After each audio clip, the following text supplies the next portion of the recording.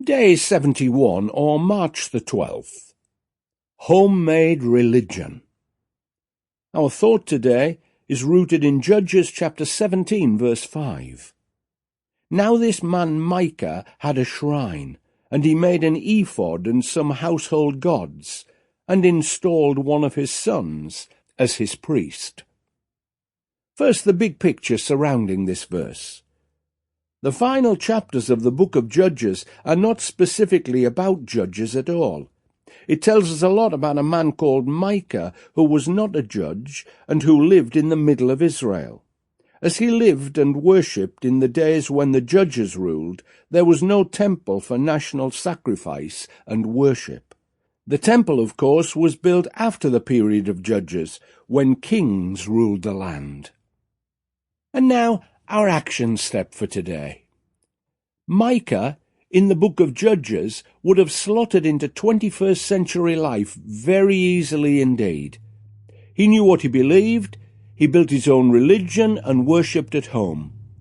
I would guess there are millions of Micahs in the world today who stumble through life with homemade religion.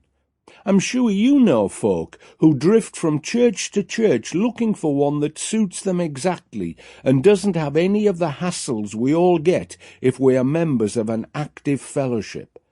Sometimes when you discuss spirituality with a friend, the response can be very predictable. Well, this is how I see it. Based on what? Based on what I think is right. Even professing unbelievers will say things like, "I'm sure he or she will be in heaven looking down on me today." These may be comforting thoughts, but they are based on wishful thinking alone. The least puff of wind will knock them over because they are foundationless. For a belief system to work, it has to be based on a firm foundation, into which faith can be woven. Nebulous faith cannot stand alone.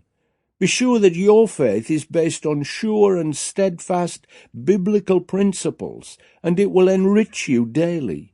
When trials come, as they inevitably will, you'll have more than human support. You will have the inspired written word of God to rely on.